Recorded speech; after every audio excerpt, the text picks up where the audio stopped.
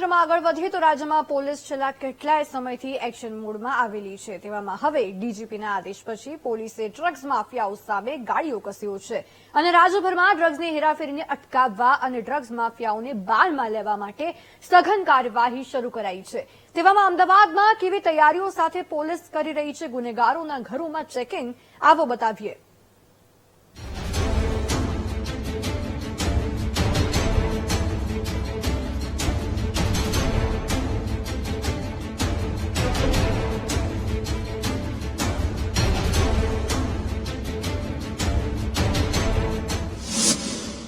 એક્શનમાં police, drugs માફિયાઓમાં ફફડાટ, 1200માંથી 1000 ગુંડાઓના ઘરમાં checking. રાજ્ય પોલીસ વડાએ રાજ્યભરમાં ડ્રગ્સ માફિયાઓ પર કડક કાર્યવાહીની સાથે સઘન ચેકિંગના આદેશ આપ્યા છે। 100 કલાકનો પોલીસ અધિકારીઓને સમય આપવામાં આવ્યો છે, જેના પગલે રાજ્યભરમાં પોલીસ વિભાગ એક્શન મોડમાં આવી ગયું છે। હથિયાર, ડ્રગ્સ, ટાડા, નકલી નોટો, એક્સપ્લોઝિવ સહિતના ગુનાઓમાં સંડોવાયેલા ગુનેગારોના ઘરોનું અને તેમના અડ્ડાઓ પર ચેકિંગ હાથ ધરાયું છે, જેના ભાગરૂપે અમદાવાદમાં પણ પોલીસે સઘન ચેકિંગ શરૂ કર્યું છે। ઝોન 6 ડીસીપી સ્ક્વોડ, દાણી લીમડા પોલીસ અને ડોગ સ્ક્વોડની ટીમો દ્વારા વિવિધ ગુનાઓ સાથે ડ્રગ્સના ગુનામાં સંડોવાયેલા આરોપીના ઘરોમાં ચેકિંગ હાથ ધરાયું હતું। 2 દિવસમાં 88 જેટલા આરોપીના ઘરોમાં સઘન ચેકિંગ કરવામાં આવ્યું અને અવિરત આ ઝુંબેશ ચાલી રહી છે, જેથી ગુનાહિત કૃત્યોમાં સંડોવાયેલા લોકોમાં અને ડ્રગ્સ માફિયાઓમાં ફફડાટ જોવા મળ્યો છે।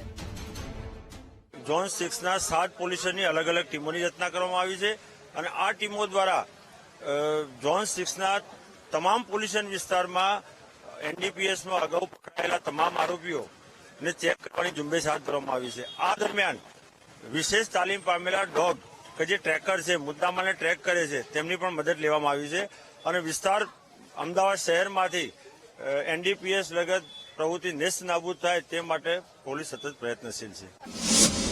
દિલ્હી બ્લાસ્ટ પછી સુરક્ષા એજન્સીઓ એલર્ટ। દિલ્હીમાં જે રીતે જૂના વાહનો ખરીદીને તેમાં બોમ્બ લગાવાયો હતો, તેવા ઇરાદા સાથે ગુજરાતમાં કોઈ પ્લાનિંગ આતંકીઓનું હતું કે નહીં તે જાણવા અને આતંકીઓના કાવતરામાં કોઈ અમદાવાદમાંથી સામેલ હતું કે કેમ તે જાણવા માટે પોલીસે સઘન તપાસ શરૂ કરી છે। ડ્રગ્સ માફિયાઓને ડામવા પોલીસનો મુખ્ય ઉદ્દેશ્ય છે, પરંતુ આ ચેકિંગમાં રાજ્યની સુરક્ષાનો પણ મુદ્દો સંડોવાયેલો છે।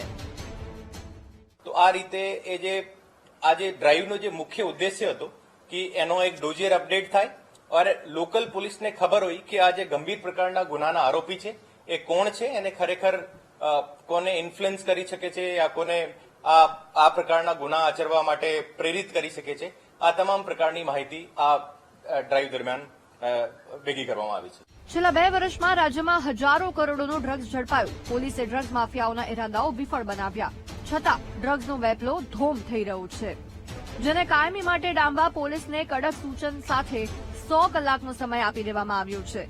તેવામાં આ 100 કલાકમાં પોલીસના હાથમાં શું આવે છે તે જોવું રહ્યું। કેમેરામેન અજય પટેલ સાથે અનિતા પટણી, વીટીવી ન્યૂઝ, અમદાવાદ।